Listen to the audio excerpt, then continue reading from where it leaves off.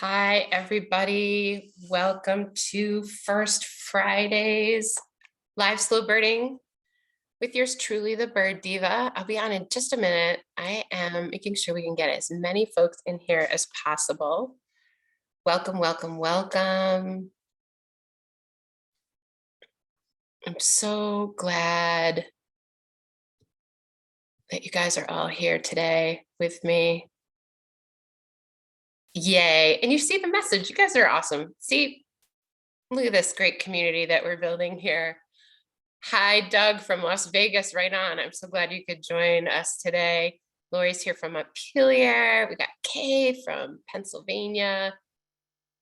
Who else? Oh my gosh. South Guildhall, Vermont. Hi, Irene. We got Holly Thomas. Hi, Holly. All right. From California. North Hero, Vermont. Washington, Vermont. Burlington, Vermont. Orford, New Hampshire. Hi, Don. Good to hear from you. Don, I got to get back to your email. I will be cranking through emails this afternoon and responding. So hold tight. Oh, the Bronx. This is great. Nevada. Arkansas. Hi, Steve. All right. This is great. Stephen, great to hear from you. Littleton, New Hampshire. Okay.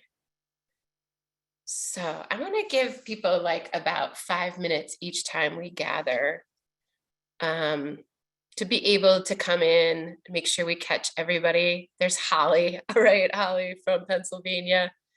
Palo Alto, California. Yay. I know you guys scroll through the chat and see everybody that's here. Please make sure you mute your microphone. One of the things that I learned from the last session is that when the mic picks up different people's voices or movements, that the video automatically switches. So let's see, we got to get everybody in here. Just admit everybody. We got Judy from Eugene, Oregon. Yeah, if you don't see your name, you might want to try to tap up in that upper right corner of the video box and see if you can put your name in. No worries if you can't. Maybe it picked up on a phone number or something else. Sometimes it does that, especially if you're calling in from your phone. Okay, I'm gonna stop sharing and I'm gonna get my video on so I can see all of you. And let's close this. Oh, that's like a big reveal when I flip from the slide to see all of you. Oh, cool. Tom from Illinois. This is what I love so much about this, is being able to see people from all over. All right. So I'm trying something new today. I want to let you know that if you arrive a little bit late to one of these sessions, and because sometimes once I get into it, I'm not always paying attention to who comes late and hitting that admit button. It's kind of hard to juggle all those balls at once. But I'm now doing it live streaming to YouTube. So you'll also see a little notification there that says live on YouTube. And that's a way for you to join if we go over 100 participants, or if you come in late and you find you're not getting in, you can go to my YouTube channel by searching Bridget Butler, and that YouTube channel should come up, and you can watch the live feed, which is kind of cool. So that's the big experiment today, trying different things there so that we can reach more people with this. And so, too, each time I do this, it will land on that YouTube channel. So if you miss a week, ooh, I got a lot of birds and they're very active up and down at my feeder right now. If you miss a week, you can always go to the YouTube channel and catch up. I'd like to try to do something different each week. So if you miss it, you can go back that week and see what you missed and sit when you have the time, whatever time that may be. So for some of you, you're joining in the morning. Good morning. Some of you are joining in the afternoon. Some of you might be in a different hemisphere. We had some folks join us last week or last month from South Africa, which was really cool. I have no idea what time it was there when it's noon here. So we have just about, let's see, 40 participants, I think, hanging out with us today. That's great. And I hope you are someplace warm and cozy. I am today. I was really hoping to be outside, but it is what started out as 3 degrees today in northern Vermont, and it's about 11 degrees now. All right, let's see if I can get a few more people in the room here. And we're just going to hit admit all and hope that folks get in. Don says it was -3 this morning. I know with the wind chill, we're in the negatives here, even though the temperature is rising quite quickly, which I'm very happy about. The icicles are melting. So welcome again to a live slow burning session. This is my way of sharing the slow burning practice with all of you. Some of you have taken courses with me before. Hopefully some of you will join some of my courses in the future. You can find out more about those at my website at birddiva.com. In fact, there's one starting today, which is the Intro to Slow Birding course. It's not too late to join that. The first email went out this morning. So if you'd like to join that 5-week session, we meet Monday nights for a discussion at around 6:30 Eastern Standard Time. It starts this coming Monday. Pop me an email if you want to join the group and I can get you hooked up with the registration. But today we're going to put something into practice together here. So things that you might want to have, for those of you who've joined before, you probably all set. Do you have like a nice cozy warm drink if you're inside like I do? I do. Today it's coffee because I feel like I got to keep going. I've got my journal and a pencil.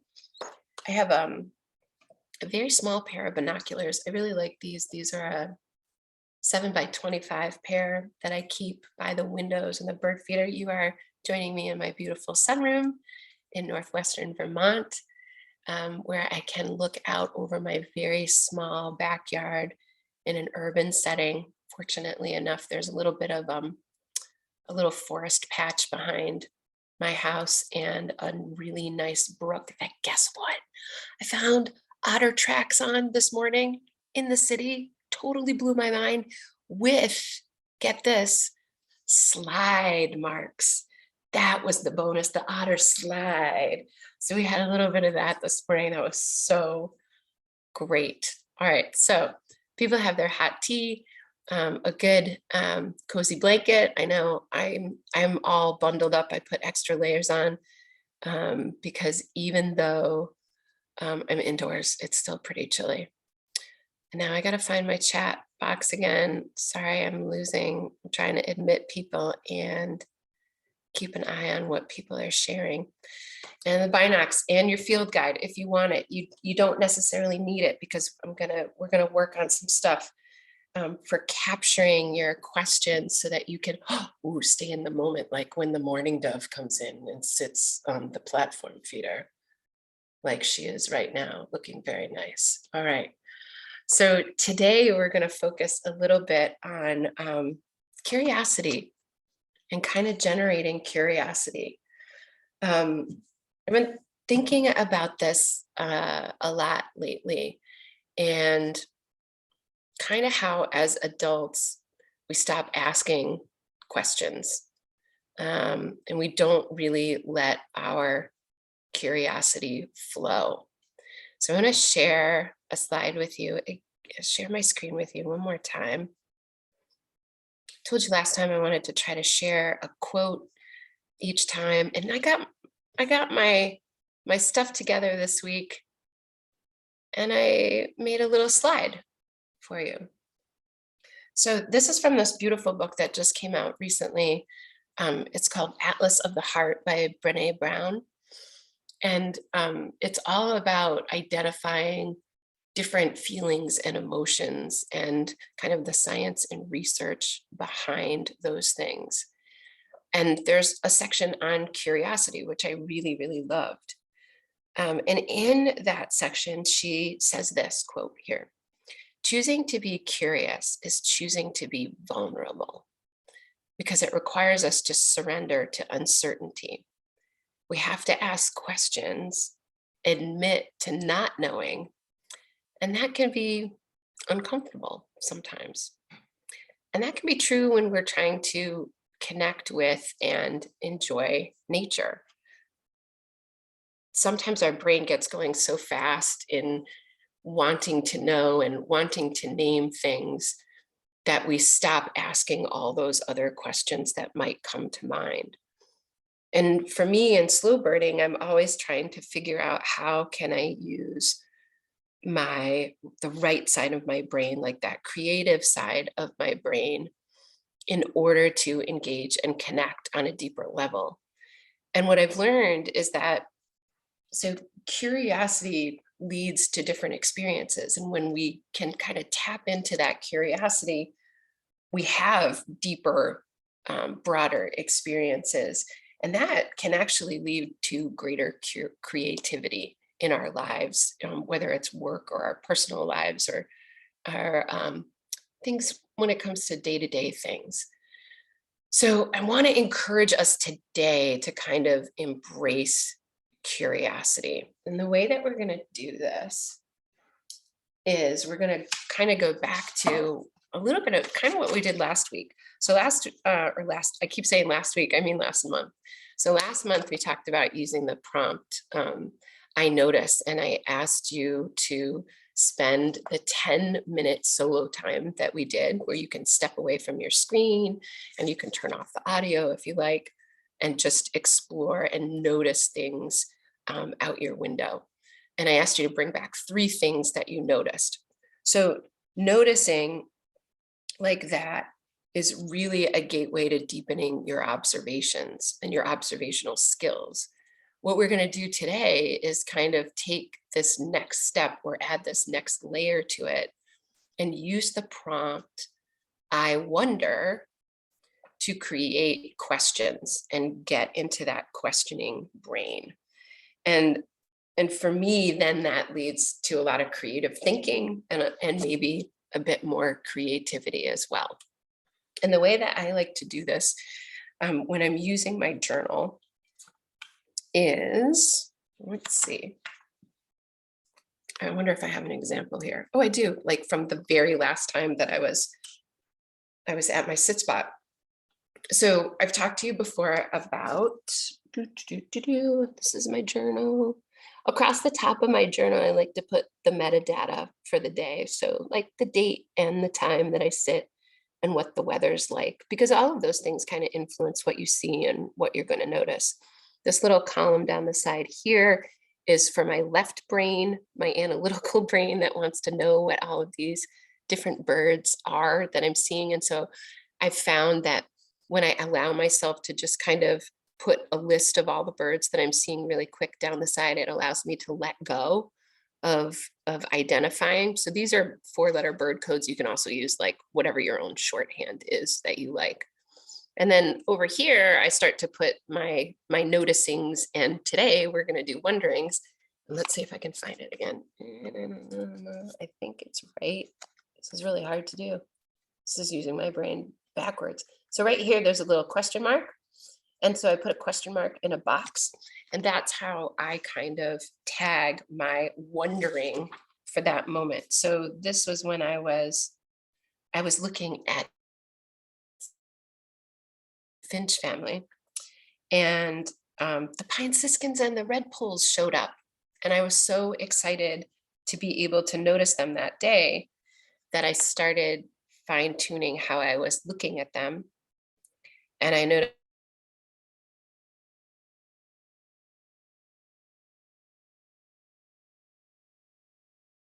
what I like about putting a little box around it is that it then allows me to go back later on and be like, ooh, I was wondering about that.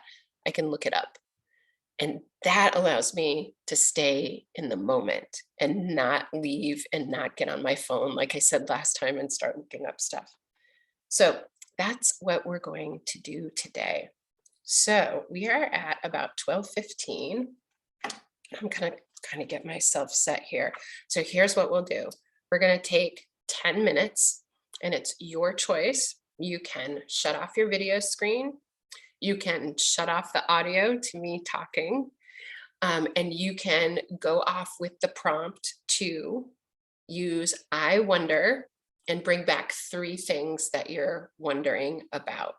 Okay. So for example, right, my example is, I wonder if siskins have shorter tails than all the other birds in the finch family. So that gives you a good idea. Is that clear to everybody? I'm gonna open the chat again, just check in. I see Stephen shaking his head. Yes, thanks, Stephen. Good. All right. And, you know, like we've done before, please feel free to drop things in the chat at any time. If you get really excited because you're seeing something and that left side of your brain is like, oh, I need to like talk this out. I need to put it down. Go ahead, put it down in the chat, put it down in your notebook. Okay.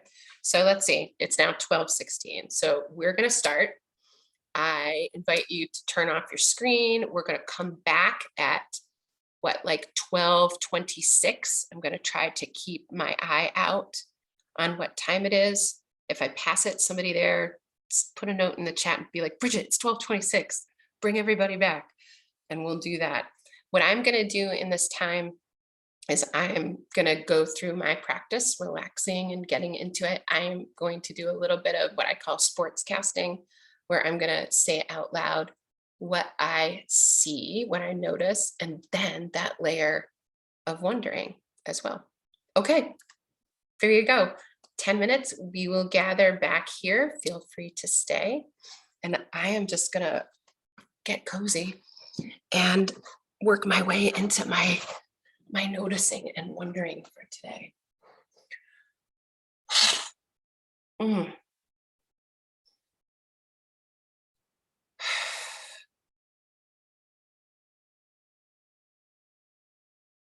I tend to jump into these things a little bit too tense.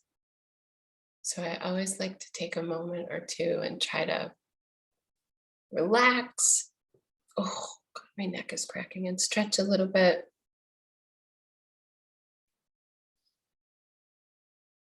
Give myself permission to just be with the birds right now. It's only 10 minutes.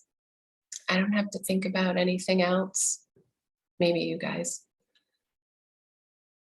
And I can just be and notice, staying right in that moment. Oh, that feels so much better. Now my shoulders are all relaxed. That's good. All right.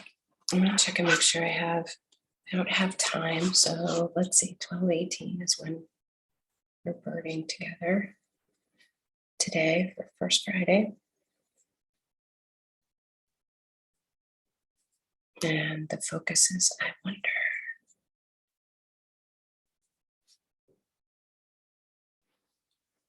I gotta get my glasses on. Ooh, ooh, ooh, ooh. Action, action, action. Chickadee just came in and went out again. Okay, so I'm gonna put Chickadee in my column. I'm gonna get all this left brain. My scientist brain is like, count, identify. So I have that the black-capped chickadee came in and went out. And above me, I'm looking up, there's this beautiful spruce tree. Unfortunately, it's dying, which makes me really sad because it's where all the birds like to hang out. There's a goldfinch sitting there, so I'm gonna get that down. And the mourning dove, the modo, who is hunkered down in the tray feeder and not feeding. And that makes me wonder, there's my first wonder, why are you just sitting and not feeding? There's all kinds of food right there. You're all by yourself. You can get all of it if you want. Oh, chickadee just came in. I was like, I'm gonna grab a seed if you're not grabbing a seed. Okay, I'm gonna get that. I'm gonna get my little little question mark in there. Now, I know from my experience sitting at my feeder and watching, and my neighbor just got home, so I'm curious, like, oh, the car door slammed and no one moved. So not bothered by the neighbor. That's kind of cool. I know from my neighborhood, from sitting here watching, that we have a Cooper's hawk that hunts in our neighborhood. Okay, funny quick story. The other day, at the end of vacation week, and it was an 11-day vacation time for the kids and my family. I have 3 kids, and we were all getting on our nerves. It was like day 11. I was talking to them about taking some space from each other, and it's okay if you're getting frustrated with one another. We've all been with each other for a long time. And I was frustrated. So I walked outside. I was like, I'm going to take the recycling out and get away from everybody for a minute. And the minute I did that, and I walked out the door, a bunch of crows started calling. And then a stream of like 5 or 6 mourning doves flew overhead really fast, like anxious flight, like just bullet. And then Cooper's hawk came shooting out from behind them, but it pulled up and stopped right above me. And I felt like that was like a really good message to, go spend some time outside. Come and hang out with us was kind of that message. So maybe the Cooper's hawk is around right now. Oh, mourning dove just started feeding.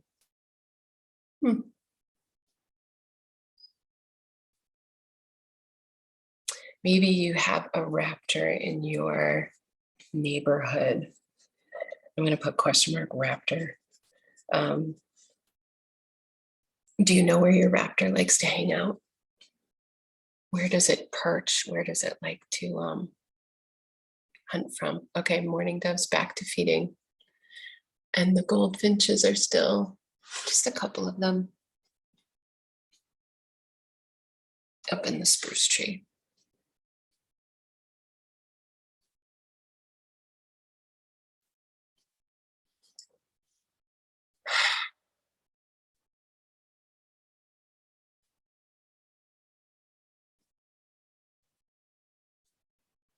Okay.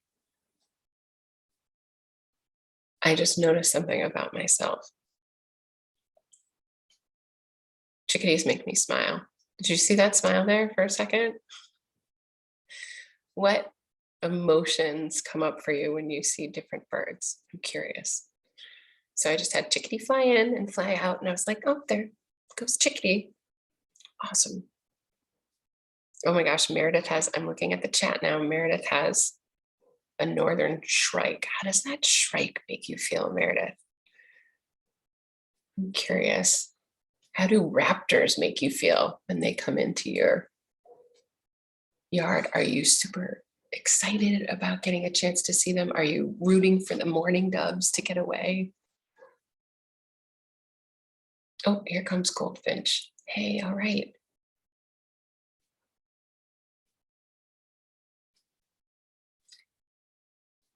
I wonder if I could figure out which tree they are in when they're not in my viewscape.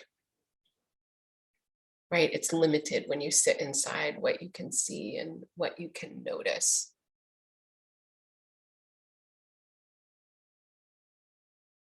And they're not in the maple, and they're not in the big poplar. I'm going to scoot forward and see if they're all on the top of the spruce.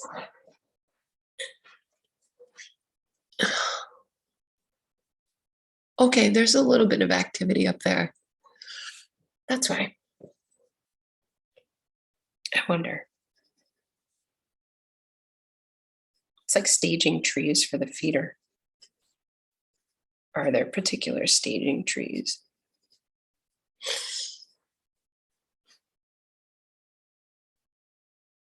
All right. Gosh, we're almost at 10 minutes already. That doesn't seem right. Goes by so quick. A neighbor just brought her dogs out. And I'm curious I wonder if, well, I wonder if that will affect the mourning dove. The mourning dove's still sitting there. Oh, all of a sudden, hi, chickadee. Oh, that was one right at the window feeder. Hi again. Oh, you don't like that one? Nope, took a different one. Picked one up, took a different one away. All right. So let's see. I'm going to put my glasses down. Oh my goodness, we've got all kinds of great sightings. Hopefully you have the chat box open while you're listening to this. I know sometimes it's hard to lay things out to do that, but it's really kind of cool to see. You know, Nikandra is wondering about why doves sit too. You know, I wonder if they're like goldfinches. Wow, now everybody's coming in. Okay, it's 12:26. I'm going to welcome folks back in. What else do I have to add? I have to add, no, I only had 3 species, right? Yep, that's it. That's okay, but there were a lot of them. So welcome back from your little 10-minute foray. Normally, I like to recommend that folks do 20 minutes or more. Oh, now you guys all show up and we just got done with like the general sit. I just had house finches and pine siskins come in. Hooray! Hooray for a diversity of birds. So fun. And there's something going on in the shrubs. Okay, so everybody's back. Feel free to drop into the chat some of the things that you were wondering about. And I'm going to kind of scroll through and we can just highlight some of those things. Oh my gosh, and now it's like crazy active out here. Dark-eyed junco showed up. House sparrow has showed up. There's all kinds of really fun, different birds showing up. All right, so other people with raptors. I gotta get down to the new messages. Here we go. Jay, downy woodpecker, chickadees from Joanne. I had a Cooper's hawk. Okay. I wonder why some birds are bold and persistent like chickadees and others are more shy and less frequent. Oh, I love that one. Right? That's kind of like why we were wondering about why the doves sit in the feeder and not eat. I wonder how the dove would react if another bird came over. Chickadee was able to sneak in and sneak out, but I haven't seen any of the birds, other birds that like to sit, challenge the mourning dove at the tray feeder. All right. What else do we have? I wonder when chickadees usually arrive in pairs with a mate. That's another good one.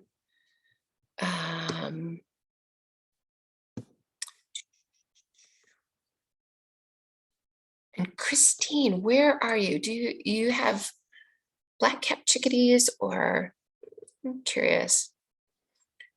I've started to hear the chickadees singing there. That "Hey Sweetie" mating song actually started like a month ago here in Vermont, at least. And so they've started to pair up. Mourning doves will build their nest after seeing them mate last week. Oh my gosh, right? That's the other thing is some of us live in places right now where that mating behaviors have started to show up. Others of us are still socked in with winter, like I am. And we're only seeing little tiny glimpses of that. I got to see 2 cardinals pair feeding the other day.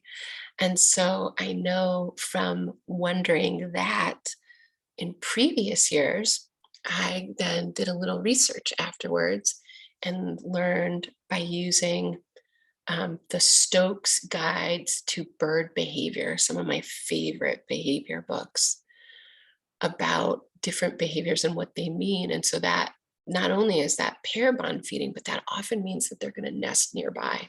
And we have a beautiful hedgerow right here between the houses. Ooh, and just that motion with my arm scared everything away.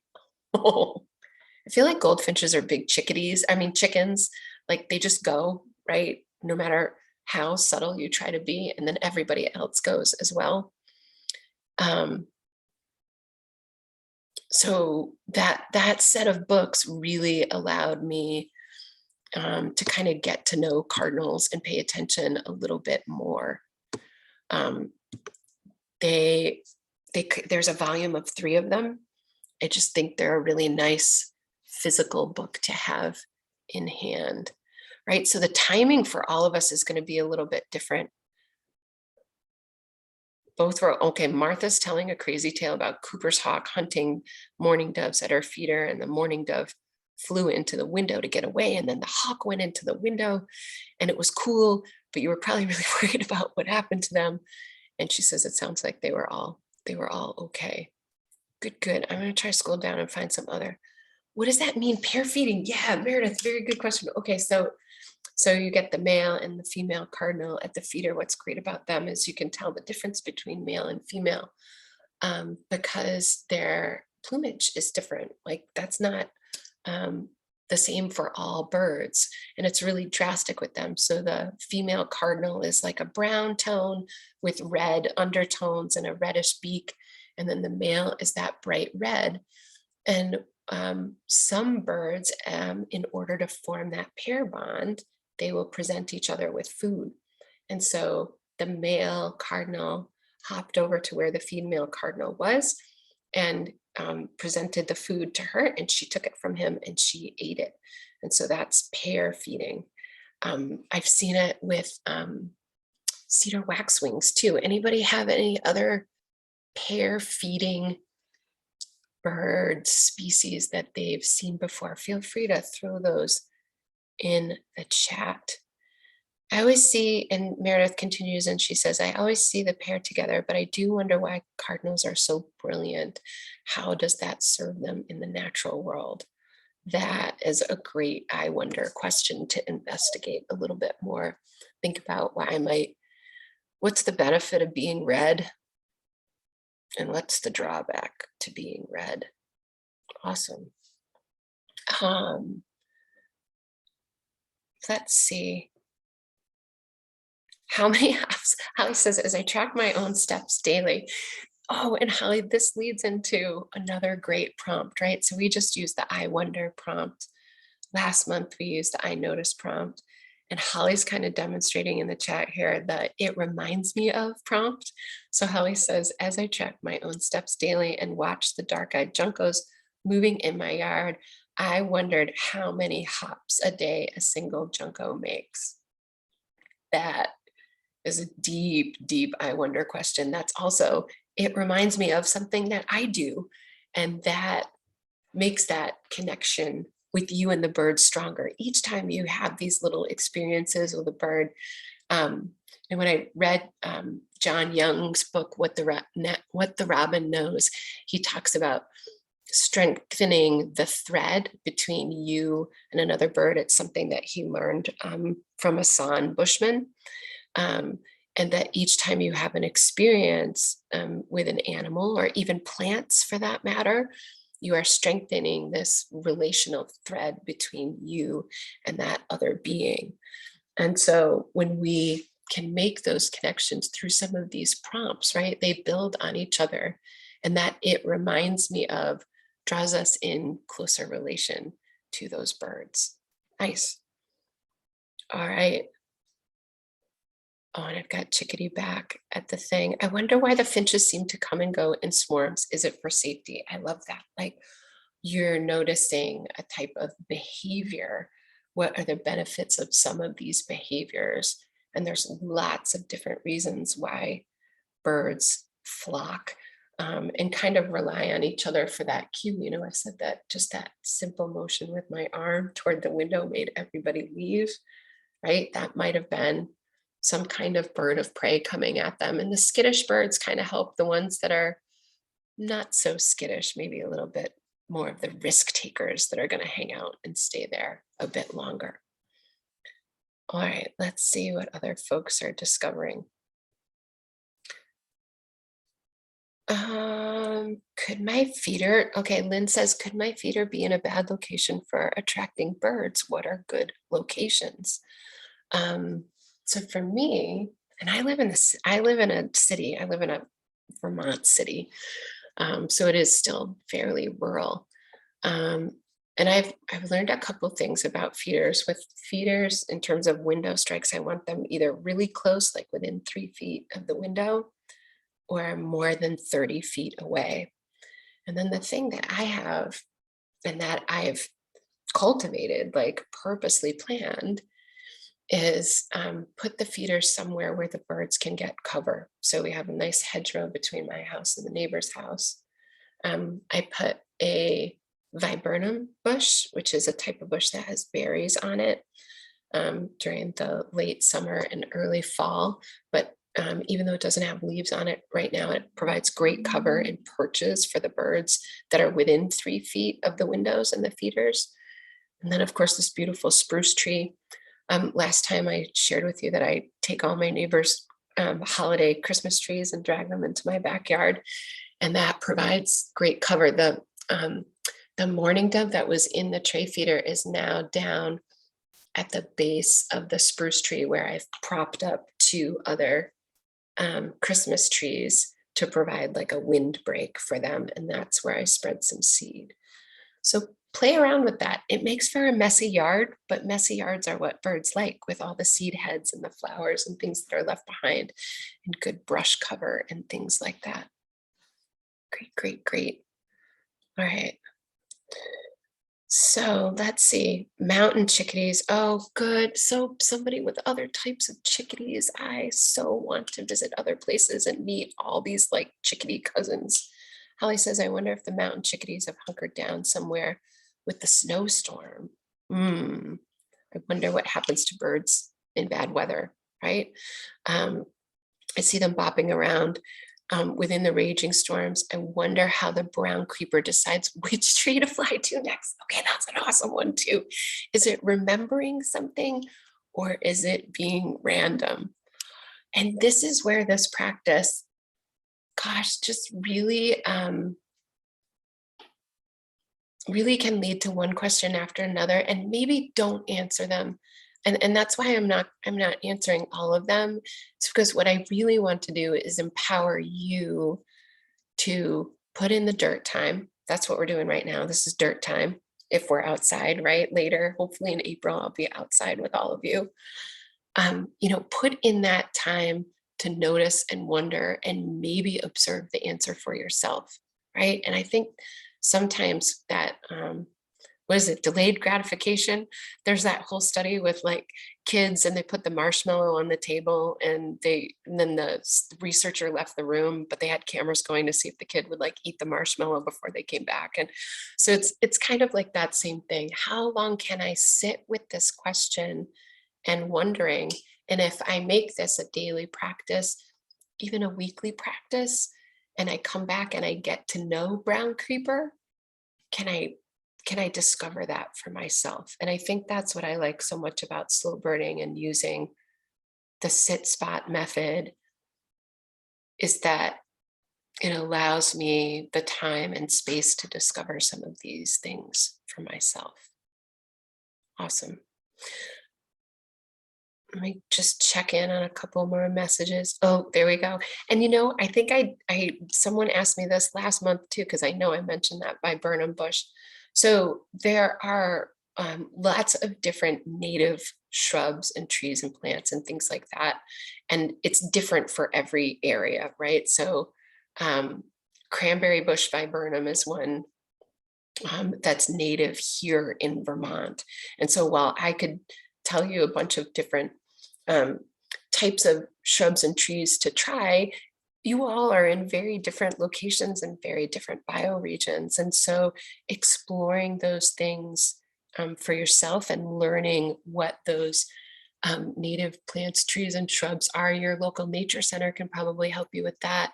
I know the Audubon Society and the National Wildlife Federation have wonderful resources for that. And I will tell you, here's the thing that I've discovered about that. It's not only about the the food or the cover that the plant itself provides, but it's about the insects that feed on those plants.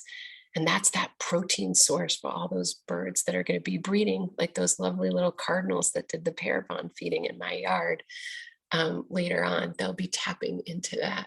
So those are all great things to pay attention to. All right.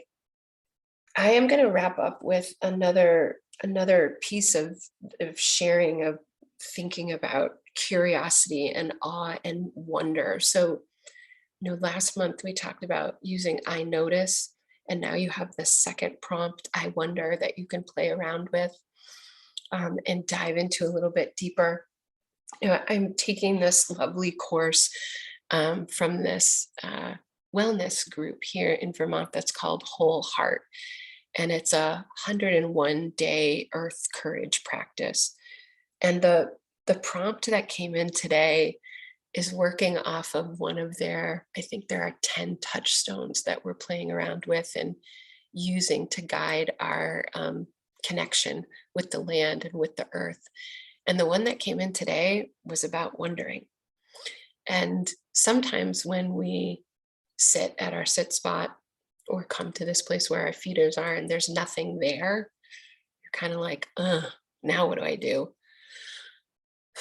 Or when we're overwhelmed by all the things that are going on in the world around us that maybe we don't always have control over. And the prompt from my Earth Courage class today was, when the going gets rough, turn to wonder. So lean in to asking some of those questions. And some of those questions are hard and they can be uncomfortable because we don't have the answers to them. But I think that opens us up in a way so that we can be ready for those answers and we can be ready for the learning that can happen, whether it's on a broader global scale or right here in your own backyard with the birds that pop in and out at your feeder. So I'm going to thank you all today and just close my eyes for a moment and think of all of you in all of these different places, which is, I think, the thing that I love about this the most. And think about the birds that are coming to visit you and coming to be in relation with you. And just say thank you for sharing that together with me today and with everyone else and participating in the chat. Please come and visit me online in other places. You can come to my website at birddiva.com. You can find me on Twitter and Facebook. The registration is open for the April slow burning weekend at in Plymouth, Vermont. It's going to be at Farm and Wilderness. We're delighted to be able to host something finally in person again. So I hope you'll check out my website and look for that. And of course, I'll be right back here next month to hang out with you and bring some other, ways to explore and connect with birds into your day. Thank you all so much. Have a great weekend and enjoy the birds where you're at.